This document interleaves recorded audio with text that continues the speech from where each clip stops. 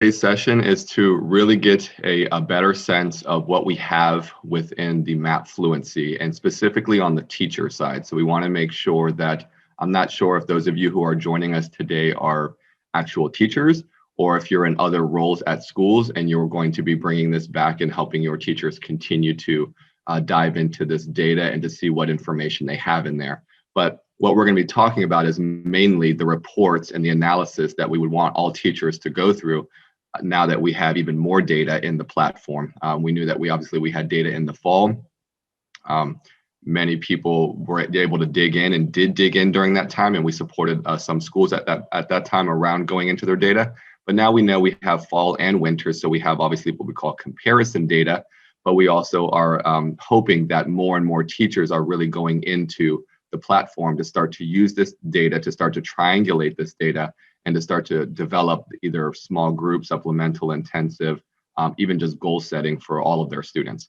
So that is the goal of today. And as we go through, definitely, I don't know how large the group is, but if you want to put a question in the chat, I have definitely several of my team members here. They'll be able to answer the questions in the chat. If we are small enough and you want to come off of mute and have a specific question, maybe we can answer for the entire audience. We'll do that as well. So here is the rest of my team. I can't see all of you, so I'm not sure how many are on this call, but I did see our director, Kelly, was with us. I saw that Tamara and Lauren were on this call. I'm not sure if Mary, she might be on this call, and Claudia, one of our other team members. And there's our email. So if you ever need to email us with specific questions, you can do that, but we also have a team email that we'll show you at the end of this. That is another option for you if you want to email us through our team's email site. And so for teachers, what we're going to be looking at, obviously we know that the fluency is for our kindergarten through third graders. They're the only ones who get assessed, excuse me, with the MAP reading fluency.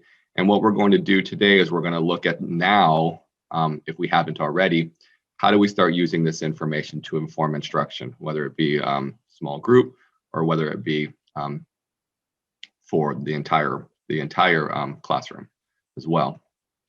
And so we're going to develop an understanding of some of the reports that are in there and try to dig into an analysis, as well as looking at next steps. What would be the next steps after we've done some analysis, after we've done some interpretation with this data? And specifically, I'll probably talk about triangulating, because that is the essence of what I have been working on. When I work with schools and PLCs, we've been really digging into the triangulation and hoping that people see value in all data sources and how to use that to continue to drive their instruction. And so if you were ever a part of our iStation training that we did last year, of which we did a lot at the district level, we didn't do so much at the PLC level, not that I can recall so much, but we did do lots of district iStation training last year. And one of the things that we were showing quite often was this hierarchy of reading skills, this graphic basically. And this graphic, even though it was given to us by iStation, I guess possibly it was built by them and their researchers, it's agnostic of any platform. Does it have some similarities to kind of like the sub-testing that was, drawn out by iStation? Absolutely. But any kind of diagnostic skills-based reading assessment is going to give you lots of these data points. So you're going to be able to say, do we have data points on listening comprehension? Do we have any data points on letter knowledge or reading comprehension, so forth and so on.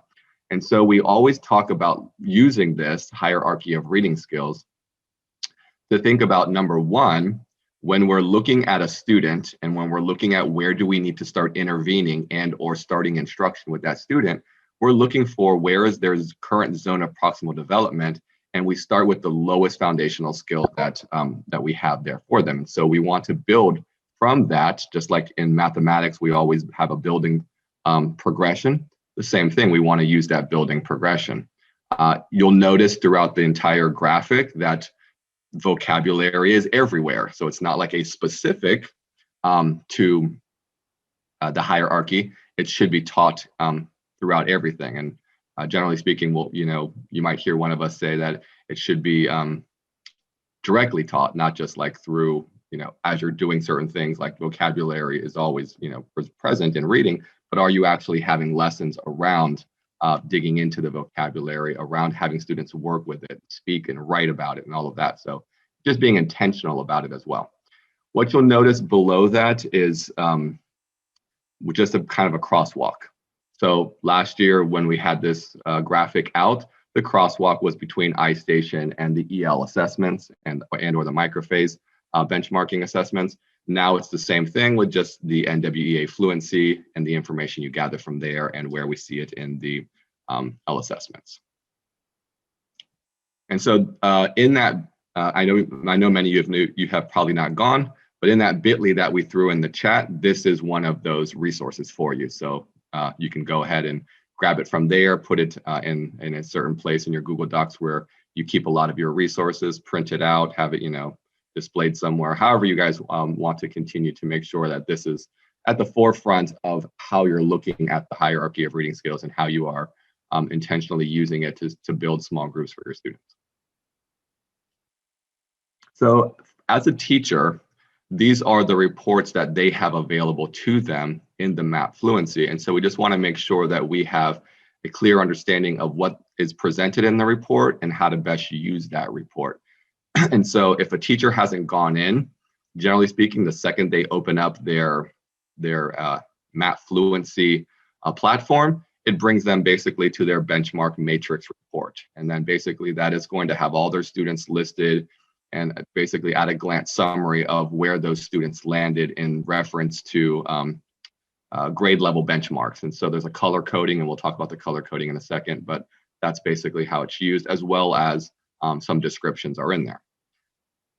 When a teacher wants to dig in deeper, depending on what grade level they are and where their students landed, they'll have individual student reports on the foundational skills. Now we know that kindergarten will only have their individual student report on the foundational skills. So as they're digging into each student, because we're assigning them only the foundational skills, they cannot adapt up.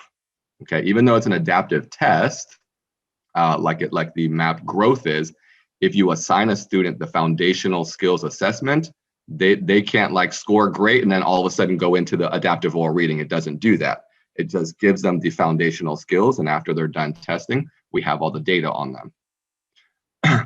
Now, obviously for first grade and all the way up to third grade, yes, if some students did not stay in the adaptive oral reading, they're going to get that foundational report. But for many of their other students, they're going to have the individual student report at the adaptive oral reading, which is that test does, adapt once they've taken what we call the gatekeeper, and then allows them to continue to progress through passages and reading them and answering questions. And as it's doing this, it's gathering all that data. And then you'll be able to go into each individual student and look at that, all of the data that's being presented by the metrics that is used. Then we had this report, but we had nothing to compare it to when we took it in the fall, right? And it's known as the term comparison report.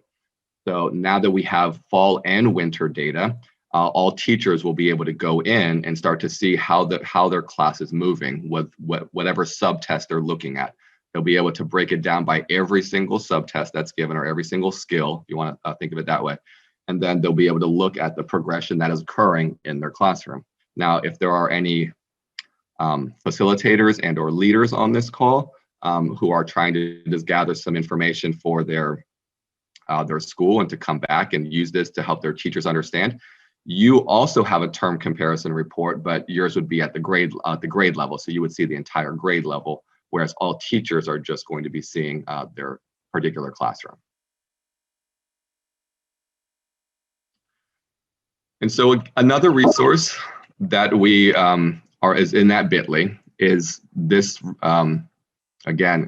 chart that was developed by NWEA and our DPI, our state department.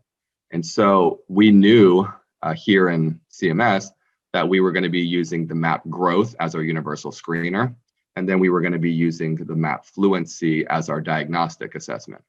And so they went ahead and with the information provided by the platform and the information that our state wants to use, they developed this chart that can be used to identify students at risk. And so obviously every grade level will want to look at their specific column. And as they're looking at their specific column, they want to see that this is the, if students end up being below any of these cut scores, these would be students that we would first start to identify as students at risk. It doesn't mean, and we always try to preface this, it doesn't mean, let's say I'm a second grader and I took the beginning of the year MAP growth assessment in reading and I scored a 164. So if you're following along, you would see second grade right here and you'd come down and say, oh, okay, the student scored a 164. And then all of a sudden you're like placing him not in the at-risk bucket. No, you wouldn't necessarily right away do that just because the person, he or she, scored a 164, because that 164 might be putting them at the 28th percentile nationally, right? And so, yes, they're not falling below the 25th, but you have to use all of the other data sources you have around this student to say, to make those decisions, and not just only that one number as the deciding factor as to where you're going to be continuing to monitor and or look at students. But again, what this gives us is it gives us those clear cut scores that we want to first use, right, and start to begin to do this work of thinking about how we're going to look at either the core in general, whether the core of our school needs to be looked at and we need to be thinking about strengthening the core, or is it about how we're going to start designing some supplemental and or intensive groupings for our students as we start to use these cut scores. So again, just one more time, just as you're thinking about it, basically thinking about kindergarten and first grade, if they're below, right, any time of the year, because if you can see what it reads here, it says, are they approaching and or expectations or above? So basically the only designation that we have in MAP Fluency that's below approaching, I mean, that's, you know, it is below. And so basically what you'd be thinking of is, are they showing up below at any time of the year in any of the foundational skills? Well, that's a student that we're going to start to identify. Then you see that there's nothing, it's grayed out because there is no expectation for kindergarten, nor are we assigning them the oral reading fluency. And then you see it's grayed out here for the beginning of the year because we were not to assign first graders at the beginning of the year the adaptive oral reading. We were supposed to assign all of them foundational skills, but then you start to use some of the parameters for the middle and the end of the year to start to begin to assign them the adaptive oral reading. And therefore now we have some cut scores around words correct per minute for those who are in there. Same thing here, you see everything grayed out for second and third grade because we are not to be assigning second and third grade foundational skills as a fluency test. They're to be assigned the adaptive oral reading. However, if they end up in the foundational skills, they are below because basically for almost the entire year, I think the only thing is for the beginning of the year for second graders, they might be able to score a 4 or 5 on the foundations and be approaching grade level expectations. But for the majority of them, they're always going to be below if they adapted down into the foundational skills. And so hopefully if you had any questions while I was going over this chart, you put it in the chat and one of my team members was able to answer it. If not, we're going to go ahead and move on. So another graphic that our team kind of put together just to help you guys continue to have visuals to help reinforce what's going on is this color coding for the grade levels. And now again, there is another resource that we call the interpretive tables that's in that bit.ly, and I'll probably come out of here really quickly just to show that. But it basically what you're looking at is if I was looking at kindergarten in the beginning of the year, which is the top of this slide right here, you can see that when a kindergartner takes the foundational skills at the beginning of the year, that there's a lot of blue, basically meaning if they score a level 2 to a level 5, they are exceeding grade level expectations for that time of the year. And then there's not even any red for the beginning of the year, because even if they score a level 0, which is introduction to rhymes and syllables and an introduction to letters and sounds, they're still approaching grade level expectations at that time of the year. But as you move throughout the year, what you'll see is that these color codings change, because obviously the students should be moving through these different phonological and phonemic awareness levels to continue to stay on grade level. But there's also a lot of other parameters and or scores that are built into the fluency. And so you want to make sure that you have a clear understanding of them so that you can continue to monitor students, speak with if you're a teacher, have these goal setting discussions with your students. Think about where they currently are and how you as a teacher are going to work with them in small group to progress them through these. So you want to be very familiar with those. And if you're a facilitator and you're supporting teachers, same thing. You want to make sure that they have this knowledge around all of the data points that are there. So I'm going to go quickly into this thing here really fast. Let's go. Excuse me one second. Thought I had it pulled up, but it's not.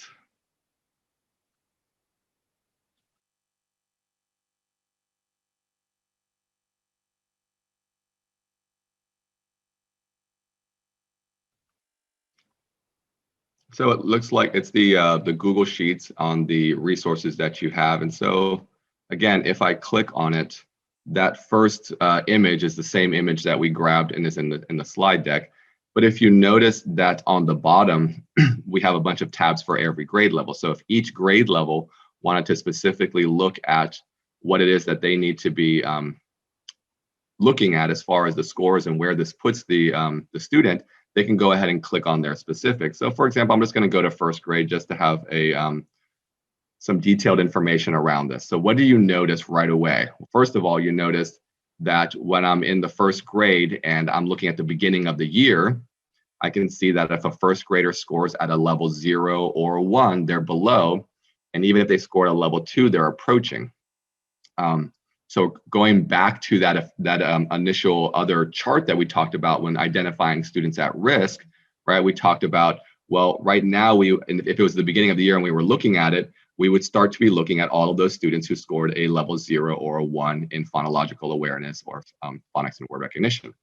And then, but you can see as it progresses throughout the middle of the year and the end of the year, right? It's like a step ladder. Now level 2 is considered below because if they're not progressing and or moving, they're continuing now to get further behind. And so this is just one graphic that helps teachers see how the progression of students and their movement should be. And one thing when I was working with the team yesterday, as specifically first grade, because this is the only grade level that has it, look at how your approaching works. And as you're going from 2 to 3, right, you're still approaching. And as you go from 3 to 4, you're still approaching. And they're like, well, why do I have 2 approaching? Why would it not be green, green, green? Well, if you look at what actually is in level 5 really says the same thing as level 4, but it just says reinforce. Does that make sense? So because it's really reinforcing phonemic manipulation and reinforcing decodable words at a higher level, it's really the same skill set as level 4. They just expect them, instead of it to be their zone of proximal development, to actually have more mastery of it. And so therefore, for me to stay on grade level, if I was a level 3 at the beginning of the year and a level 4 at the middle of the year, I'd actually need to be in the adaptive oral reading test, no longer in the foundations. Make sense?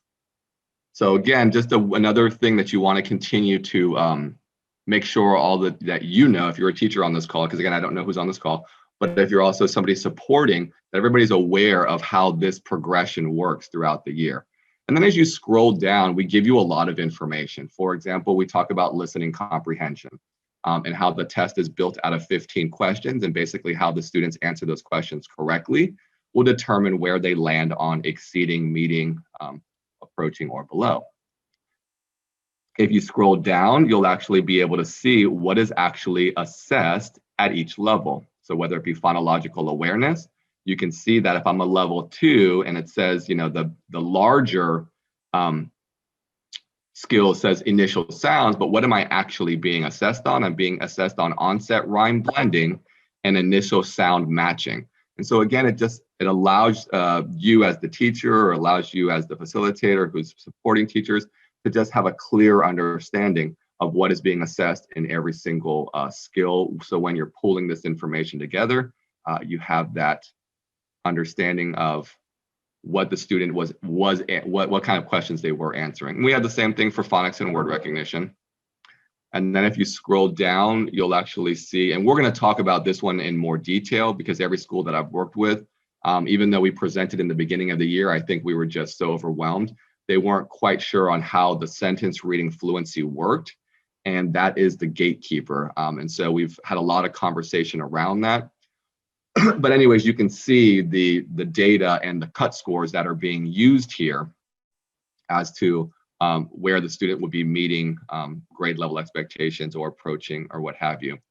And then we know that because this is a fluency assessment, we begin to get words correct per minute. And then therefore, we also have, for every grade level, we also have what's considered below, approaching, meeting, or exceeding for any time of the year. And again, this is great, a great chart to start thinking about goal setting, to think about the information and where that student might be within. Are they at the bottom of the meeting expectations range or at the top of the meeting expectations range? So it just helps you to have that general understanding of how to use these different data points. So again, just wanted to make sure you knew where to find this in the resources that we're providing for you so that you can always go back and reference it.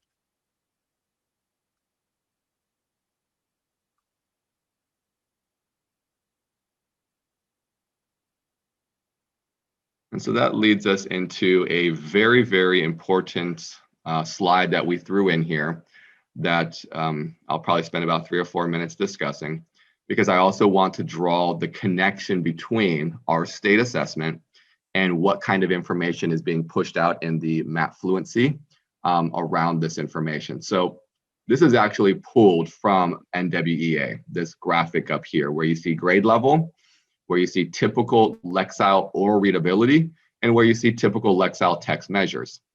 And so most people that I've talked to, they're very familiar with, as long as they've been, in teaching literature and stuff like that, they're very familiar with like a text and its Lexile measure, right? So they understand that, oh, if I have a text and there's these metrics that are used to look at like, well, how long the sentence is, the vocabulary that's in the sentence, all of that stuff. And that builds the Lexile around that text, right? And obviously, the more complex the sentences are, the more vocabulary, all of that stuff, the text Lexile usually goes up and gets harder, right?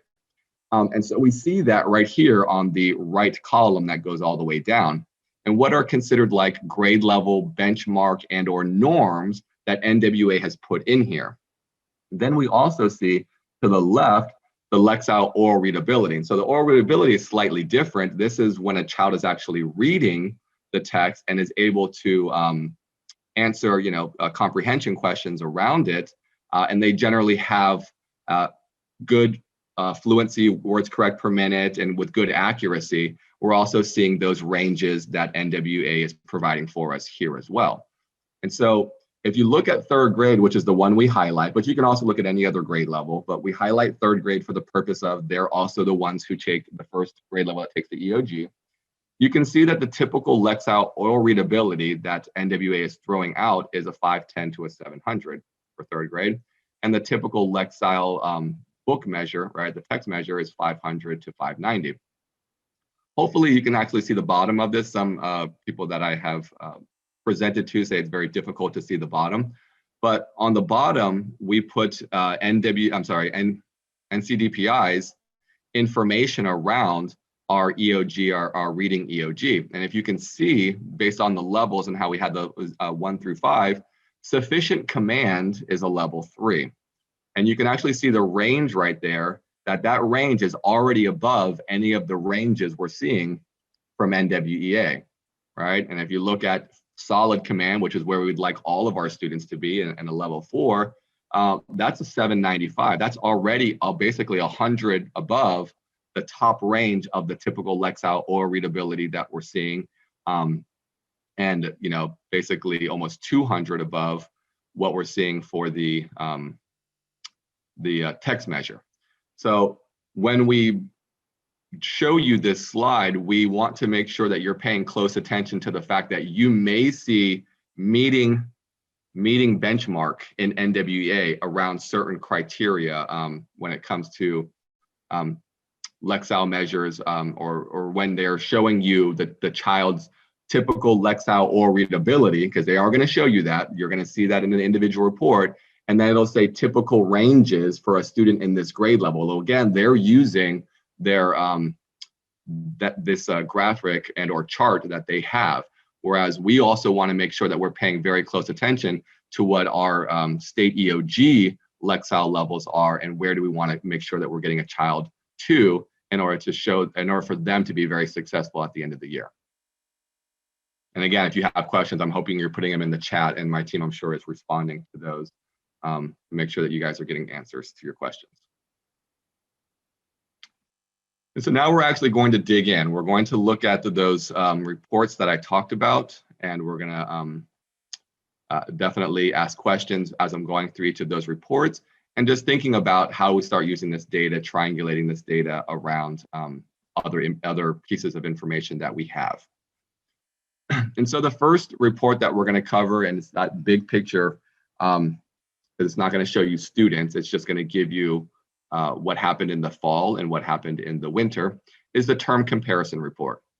So again, how do you find it? If once you're in the platform, all of your reports would be over here at the far right. And when you click on it, you're just going to go ahead and click on, term comparison. And so obviously, if you're a teacher who's on this call, just your class is going to show up. If you're a facilitator and possibly thinking about supporting, the first thing that's going to show up is grade level information. But if you were, I don't believe you can see a teacher if you're a facilitator from this view. You'd only be able to see the grade level. Either way, you can see that over here on the left, there's lots of terms you can compare. Obviously, they're all going to be clicked, but we have no data for any of these past terms. So really, you're just looking at the fall and the winter, in which case the way it's built, it's going to show up all the way on the right side of the screen as the last two terms that we're looking at. And then every single piece of information and or test or subtest is going to be broken down, so you'd be able to continue to scroll down on this page and see all of that. For example, what are you seeing right now? The snapshot that we took, it's showing you how many students took the oral reading versus the foundational skills. And so this would be very important, obviously, for first grade, second grade, and third grade, whereas kindergarten is all going to be that lighter aqua color because we're just assigning them the foundational skills. So this would not be a report that kindergarten would need to focus on, but it would be for first, second, and third, because what first, second, and third would love to see, or any school would love to see, is that darker bluish color is growing and getting higher and higher, which means more and more of our students are taking the adaptive oral reading assessment, and less of them are getting adapted down into the foundational skills. And so again, it's comparing, so they'll be able to do that. They'll also be able, if they were live in the system, they could hover over the bar and it would actually give them percentages, like actual numbers that go behind all of this information. So they'd be able to see that as well. And then, like I said, if you were to scroll down, I'm just showing you a snapshot, but if you were to scroll down, this would be like another of the subtests or another data point, meaning we're getting an oral reading rate, right? And so they would be able to look at, and I know this is just mock data, but they would be able to look at like how many students were below in the fall and how many students are now below the cut scores for words correct per minute in the winter. And then same thing, they're basically matching, approaching, matching for meeting, matching for exceeding. If you're a facilitator, right, you can separate by grade levels. You have these different tabs down here that you can apply. Teachers would not be able to separate by grade level. They would just see this, but what teachers would be able to do, some people like to see numbers, like in a chart form, like you see it here. Some people like to see a graph. And so if they go over here and just click on this tab, it will just take this information and put it into a bar graph form for them. So depending on what makes more sense to the teachers and the way that they like the visuals that they like to see their data, they have several options of which to do that. And so that is the term comparison. And like I said, if you were to continue to scroll down, you would now get phonological awareness, you would get phonics and word recognition. I mean, all of those things would be broken down, and they'd be able to start comparing the numbers of students, and or if they wanted to see it as percentages, they could click on it and view it as percentages. So they have several options to continue to showcase how they want to look at their data. after they've done a term comparison and looked to see what's occurring, like what's happening now in my classroom, we advise that they go into their benchmark matrix now that we're in the winter, right? And so when they're in their benchmark matrix, the first thing they're going to do is make sure, obviously, it's going to default always to the current term, but just always have them double check, right? It should default up here to the very far left to winter. And so you just want to make sure that, yes, they're looking at winter, but they do have the option of clicking on other terms and seeing that data. So just to highlight, it should default, but always double check that you're looking at the correct term and the data that's there. Now, how you can start to use this, the benchmark matrix, number one, it's going to give you just an overall glimpse or picture of your class, but every single tab up here is designed to sort. And so we want to make sure that they know that that's there. For example, if they want to see their students in alphabetical order, they just click on, it should already be there. They want to see it in reverse alphabetical order, they can do that as well. Then as they scroll across from left to right, they can click on any of these tabs, listening comprehension, picture vocabulary. And what it will do is it'll sort the students from lowest to highest or highest to lowest, however they feel they want to sort their class out. Now, obviously for kindergarten, all of the students should be living, right, because we assigned them. So hopefully if we assign them correctly, all of them should be over here on the foundational skills, and you should only have data on the left side of the screen in the benchmark matrix. However, for first grade through third grade, they're going to have a mixture, right? They're going to start to see they have some kids over here, and then they have other kids who are on the right side who stayed in the adaptive oral reading. And what you see here right away is you see the color coding, right? You see one red over here, which right now this means for literal comprehension, as this student was answering comprehension questions. They get 6 comprehension questions for every passage. The student was not answering enough of them correctly. Therefore, at this time of the year, he is below or she is below grade level expectations. Whereas this student right below that student, as they were answering their 6 questions related to the passage, they got enough right that it's considered approaching. And then you have obviously the student who's meeting and then the student who's exceeding. So you can see even just for the literal comprehension and how they're attacking it, even though they all are in the adaptive oral reading, they all have something different to look at. As you notice, all of them are what? Their oral reading level is all of 300. So even though they're all right now, based on the metrics that NWEA used, their reading, their oral readability is a 300, there's different things you're going to have to work on around comprehension, thinking about how that's going to come out. You'll also see there's a huge difference in how many correct words per minute, right, that they are. You have one student, obviously this bottom student had to be hand scored, which Lauren and I often find it funny because we get this question a lot. They're like, why is there not a score? And then we have to tell them, well, there's usually 4 reasons for that. And one of the reasons is the student didn't read up to 75% of the passage. And so if the student doesn't read up to 75% of the passage, the computer won't score it itself. You have to go in and hand score it. Obviously, if the student was reading really softly and their voice wasn't projected enough for the computer to pick it up, it's possibly not going to score it. If there's lots of background noises, again, it can't pick up solely on the child's voice, and so that's been another reason. And then also we've even seen too loud, like there's something with the volume that's causing that to occur.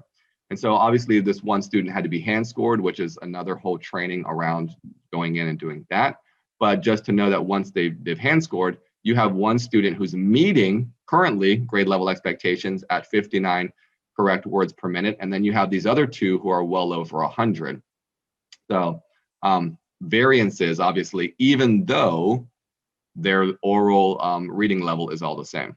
And then what you can see is you have this other student on the left who did not stay in the adaptive oral reading and got adapted down. And then a lot of the questions we get is, well, why did he get adapted down? Now, the weird thing is, based off of this slide here, it's not showing us the data that would have showed it. So we would assume that this teacher assigned this particular student the foundational skills. But let's say you're a second grader and a third grader, in which case you are to assign all of the students the adaptive oral reading. What keeps a student in the adaptive oral reading, and what tells the computer to adapt them down to the foundational skills? It's the sentence reading fluency. And so what we have to understand is that when all students take the test, the adaptive oral reading, they get a picture book warm-up. And while they're doing the picture book warm-up, yes, the computer is getting some data on them, but that data doesn't get thrown into any calculation. It's just getting some data. After it does that and kind of warms the student up to, we're going to take a fluency test. Are you ready? Right? Then they go right now into the sentence reading fluency. And the sentence reading fluency has 3 criteria they must meet in order to stay in the adaptive oral reading. The first criteria is they must answer 15 questions or items correctly. So as you can see, all of them answered 15 or more than 15, 52, 29, 33. It's a very short sentence, right? Each sentence is, from my understanding, usually between 6 to 9 words long. And then after they read that sentence, they have 4 options below them. And all they have to do is click on the picture that matches the sentence they just read. And so again, as they're doing that, what we just talked about is they need to get 15 correct. That's the first criteria. The second criteria is they have to do those 15 in 2 minutes. So it only gives them 2 minutes to work on this test.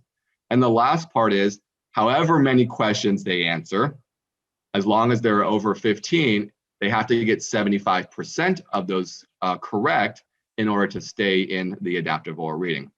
So obviously, all of these students, met that criteria of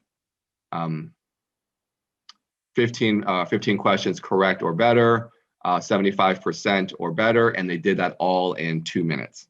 And therefore, if they do all of those, they end up staying in the adaptive oral reading. If they don't, and when you go back and look at your data, you'll start to see, oh my goodness, this student had 13 out of 13. Well, if they would have answered 2 more sentences, they would have now gone into the adaptive oral reading. So again, you can think about these students are extremely close to meeting the criteria for staying in the adaptive oral reading.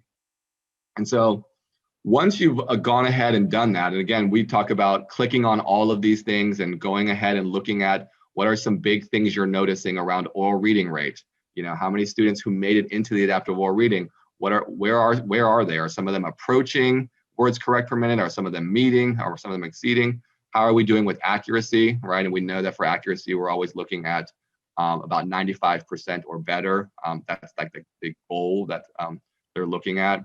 You'll be able to start progress monitoring, or not progress monitoring, but monitoring their oral readability, because that's the one metrics that NWA is really happy about, is like now we have a way to actually monitor how these students are progressing throughout the year. And then you'll be able to look at literal comprehension. Out of all these kids who took this, where are they?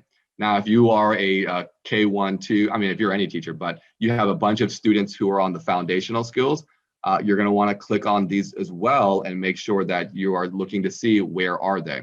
And the way to do that is once you've done that and you start to build some understanding of your class and how the class looks, you want to specifically now click on a student, because what that does, and then this is just, again, another slide of talking about organizing and looking at the organizational piece of it.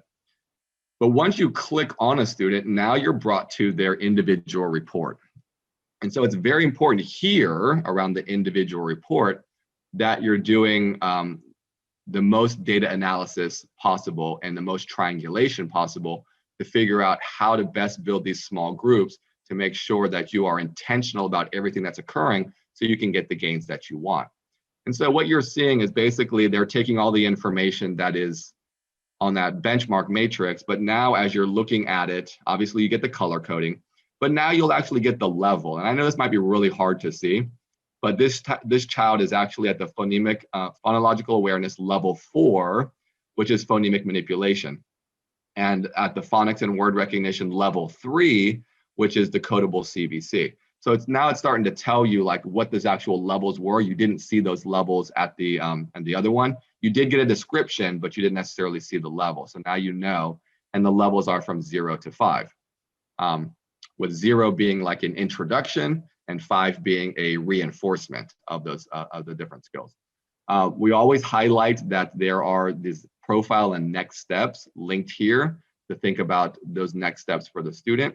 And then as you scroll down, you begin to see the actual data for other pieces of information. For example, we did get, the student did take the picture book warm up, but the computer was not able to get a raw score of correct words per minute and a raw accuracy score. So you might have to review the student if you wanted that data.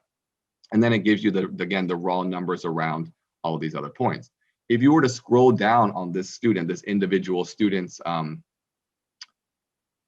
the foundational skills report, individual report, then you actually see the breakdown of the phonological awareness and the phonics word recognition. And what you notice right now, which we already saw, the kid was below, because I'm assuming he's a second or third grader, in which case that's why he would be below in these areas. But then what you see is how the student answered certain questions. So based off of where they were, they kind of started with blending and segmenting, and they did well enough that the computer adapted them here, but it says we still need to reinforce this. So it's giving you that guidance, but it's saying this is actually the student's zone of proximal development. Phonemic manipulation, where they got 8 out of 15 for addition and deletion, and 6 out of 11 for phoneme substitution. And so if you're familiar with like zone of proximal developments, it's that zone basically where a student's already getting, that 50% correct on their own. And so we need to know that if they already have that much knowledge where they're getting about 50% of this information on their own, that is that entry point of which you want to attack, because with clear, direct instruction, intentional instruction, you're now going to be able to take this child and progress them rather quickly. And so you get these zone of proximal developments, but you also get other data around how they took the assessment. And one of the things that I have been working with as I've been presenting at schools is saying, well, we have this data point and we know that this was a computerized test. What do we know about a student if we had to give them the microphase data, in which we know we're doing K through 2. Sometimes we have to give it in third grade based off of the students and where they are. And so that is not a computerized test. That is generally a one-on-one with the teacher. And so how do these data points speak to each other? So for example, if I was looking at phonemic manipulation, I took all of these data points from here, and then I went from here and said, well, how does that match up with the scoring sheet on the phonological, on the microphase? And I went down to some of the phonemic manipulation here, which I'm seeing, in skill 3 and skill 4, we have initial phoneme. It'd probably be delete. So we have like deleting phonemes, right? That would be that addition and deletion of phonemes, right? And substitution. So we actually can see that correlation very clear. We have it exactly here in like skill 7, delete initial phoneme. Well, that's that addition and deletion of phonemes that we're seeing in the other skill. Is the student also showing up where they're doing this about 50% of the time? And so I'm comparing, right? We're seeing that they're doing it about 50% of the time over here on the math fluency, but am I also seeing that same correlation over here on skill 6 for delete initial phoneme on the microphase? And then again, I really have even more reinforcing data to help me make those decisions around how I'm going to design and build my small groups and what specifically we're going to continue to work on to make sure that we're going, above 50%, where the student is now starting to master these particular skills. Excuse me, my voice is going a little bit. Did a lot of talking yesterday. All right, so let's get back into the presentation. And so that is when you're pulling apart a foundational skills individual report, the information you'll be able to see. We also know that for supplemental intervention, part of the standard treatment protocol is FCRR. And basically these hyperlinks down here, those are resources from FCRR. So I know that you would want to work with your MTSS specialist and those who are providing support to your school to talk about like how you would continue to want to work with these small groups and building, especially when you're building the supplemental intervention. We know that there are some resources actually embedded within NWA around FCRR. And then obviously, if we're thinking about intensive, we know that's Orton Gillingham is where we're going for intensive. And so just continue to make sure you're reaching out to those who provide the support for you at your school around those specific groups of students that you'd be working with.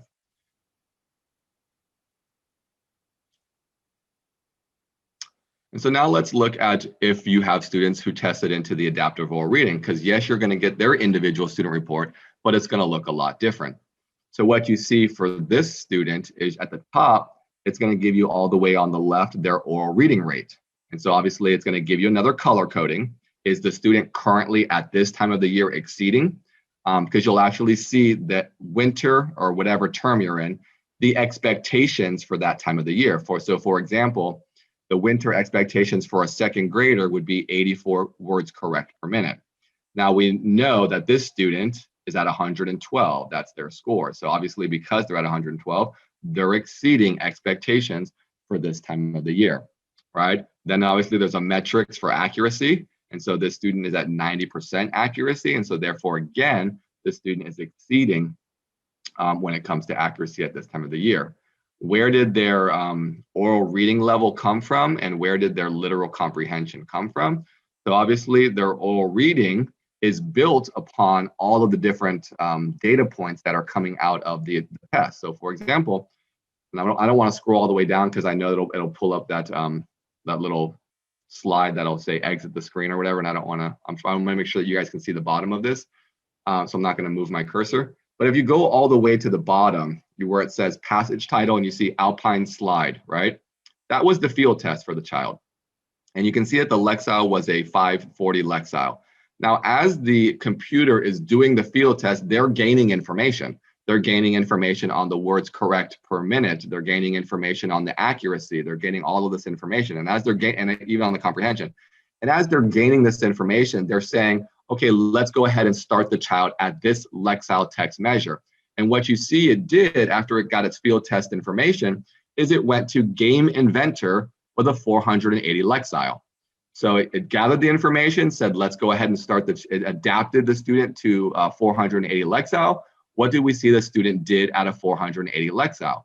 Well, they did a words correct per minute scaled, because it's based on the Lexile, at 78 words per minute, accuracy of 98, and comprehension of a 4 of 6.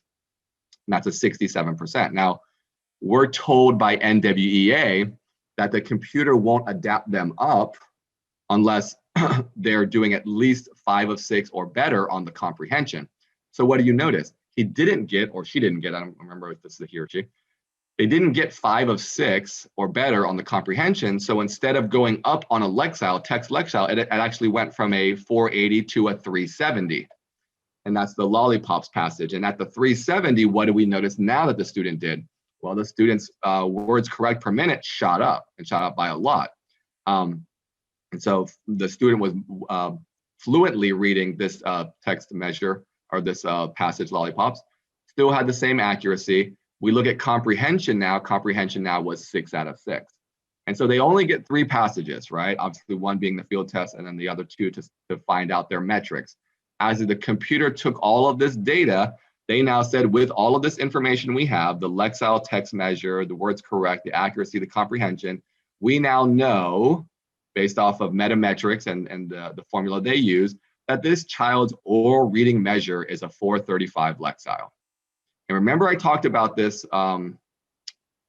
prior to, you see how you're gonna see underneath here, oral reading materials in second grade typically have a Lexile order read, right? It talks about that typical, and that typical comes from that slide I showed you, where we always wanna be a little cautious because we're not thinking about typical, we also wanna be thinking about the EOGs and prepping students towards that. And so knowing that you're gonna see that data point, but just if you're a teacher, remember the things we talked about earlier. If you're a facilitator, make sure that you have a clear understanding of not just using, oh, well, that child's right in the middle of that. So everything is good, everything's kosher, right? We wanna always make sure that we are looking at all these other data points, and which is why we put that slide in there for you. And so you will also get profile next steps, right? And talks about what this student has, right? And what can we do to continue to build this student and continue to increase either their reading rate, if we need to increase their reading rate, words correct per minute, if we need to improve on their accuracy, on their comprehension, all of those things will be there. So obviously, right now it's kind of highlighting we need to focus on what? If we start focusing on some literal comprehension, and one of the things we want to pay attention to is they are literal comprehension questions, right? When they're reading these passages and they have to answer these questions, there's nothing that's high inferencing, right? It's extremely low inferencing, detail type questions, main idea, very low. I already said that, low inferencing, very literal to the point where that's why they able to use the metrics to get our oral reading rate to say, if the student is reading, this student should be able to read this lexile independently and do extremely well with literal comprehension questions. And so that again just helps the teacher to know and be able to use this data as they're continuing to plan groupings, what kind of work they're going to be using to put in front of the students, and obviously as far as their small groups, what they might want to work on with the student in small groups. And so here is just a larger picture of some of those different aspects that we saw here. And obviously, we definitely want to highlight you can use this information to track student growth throughout the year. That is what NWA is telling us. You know, you want to be tracking this number. Are you doing the things that you would need to work on with this student to continue to increase their oral reading measure? So looking at all of this data, right? The teacher will basically be saying, well, I want to begin to start working on some literal comprehension as this student is increasing, as we're continuing to give them text measures that are increasing in lexile level. Is the student still able to give me these literal comprehension questions? Or as the lexile text measure gets more difficult, the decoding slows down and the fluency slows down, and then the student no longer is able to have that higher level of comprehension. So you'd be able to continue to work with the student and figure out what needs to happen from there. And then as we mentioned, you would click on that to give you the next steps. Another resource that we put in the bit.ly for you is a guiding questions document. And so what this is you would take this document and use it to guide you as you're looking at any of the reports we just covered today, to help you just basically reflect on all the information. So we like to provide this for all the platforms that we present on. And as we present on them, it just gives all teachers, facilitators, anybody who's working with it, leaders, a way to use this document to go deeper and deeper by answering these questions, so that every time they're looking at a report, they're thoroughly analyzing it. And so this is there for you guys to use however you would like. And then we're not going over this, but generally speaking, if we were to do this with schools, we try to have like a session where we now ask them to go into their reports and to do a little work, so that obviously they're getting that practice in there as well.